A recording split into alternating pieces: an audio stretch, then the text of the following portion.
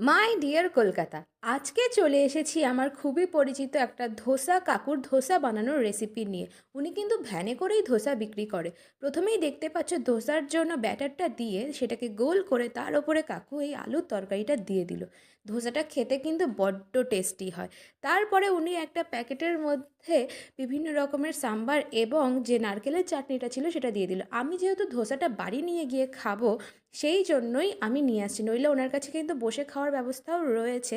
মানে হাতে করে তোমরা আরামসে খেতে পারো। আর সত্যি কথা বলতে এই কাকুর হাতের ধোসা যে এত টেস্টি, তোমরা না খেলে সত্যি কিন্তু বিশ্বাস করতে না। তো চলো দেখো, আমি চলে এসেছি বাড়িতে। এবার ধোসাটা ট্রাই করে দেখি সত্যি সত্যি কেমন। যা যা আমি রিভিউ তোমাদের দিলাম সেটা সত্যিই নাকি মিথ্যে।